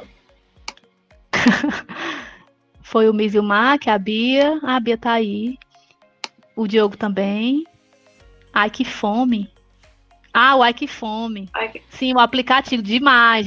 Tem muitos exemplos. Entendi, o filtro de barro é maravilhoso. Isso aqui, deixa eu explicar, entendi já a conversa. É porque tem aquele aplicativo Ai, que fome, né? E ele é cheio de piadinha, cheio de brincadeira e tal. E o filtro dele, a gente filtra as informações, né? O filtro dele, gente, é a figura de um filtro de barro. Tu quer mais autoexpressão do que isso? Caramba, é cearense demais quem bebeu água no filtro de barro. Enfim, eu achei hilário. Não sei se o Emanuel viu por conta própria, mas quando eu vi o filtro do Equifome, achei demais. Acho que é isso. A Emanuel disse que tá bem o Pierre. Obrigada. Lista de presença. César, pode falar mais um comentário. Olá. Parabéns, né? Primeiro, é muito interessante sempre conversar com você sobre esses temas, né? Eu queria fazer só um comentário sobre aquela questão lá que você falou dessa questão que o desenvolvimento de software é muito industrial, né? Que geralmente a gente reusa muitos componentes, né? Reusa APIs. E isso até é importante, né? Porque o mercado de software tem essa questão da competitividade. Então, o reuso, ele é bom para a gente por esse lado que vai ajudar a gente a desenvolver mais rápido, entregar as soluções mais rápido, que a indústria precisa disso, né? Mas aí, uma questão importante nessa questão dessas leis, por exemplo, lá na Europa, que estão surgindo agora sobre proteção de dados, eles dizem, por exemplo, que você precisa fornecer explicação aos usuários, você precisa permitir que os dados dos usuários sejam esquecidos, por exemplo. E aí eles dizem que, a partir do momento que você não faz isso, alguém precisa ser responsabilizado. Então, Você fica pensando assim, se a gente desenvolve tanto assim, sem deixar a marca de quem é o desenvolvedor, como é que a gente responsabiliza essas coisas, assim, por estar desenvolvendo um software que fere direitos de outras pessoas, sabe? Verdade. Então, acho que por isso que a gente precisa tentar equilibrar é uma balança aí, né, entre a gente reusar muito, porque é importante para nós como engenheiros de software, mas como é que fica essa responsabilidade social do desenvolvedor, sabe? Eu acho assim, quando eu falo na minha aula de HC, né, quando a gente fala sobre engenharia semiótica, um dos papéis da engenharia semiótica é fazer o designer se conscientizar, é fazer ele entender que ele é um interlocutor. que é que significa isso? Que ele está sempre comunicando, ele está falando. Então, assim, a partir do momento que o designer entende que ele é um interlocutor, ou seja, eu estou conversando com o meu usuário, viu? Ou seja, teoricamente, quando você assume isso, você pega para si a responsabilidade, sou eu que estou falando, né? Eu concordo, isso tem a ver com o que você está dizendo, tipo assim, hoje os sistemas, eles não têm um dono, né? Apesar de que, lógico, tem a empresa associada, que é o que você está dizendo, quem é que vai se responsabilizar por aquilo, né? E quando eu falo em autodar, e que é novo, que, sinceramente, eu nunca vi ninguém falando até hoje, só quem já falou de autoexpressão em software, até hoje, que eu conheço, foram as pessoas que falaram comigo, que citaram meus trabalhos, né? Eu não conheço gente, lógico, fala de autoexpressão em outras coisas, mas não em computação. E assim, quando eu falo em autoexpressão, é mais no sentido assim, olha só, designer, se você quer passar uma mensagem, fica à vontade, você consegue, né?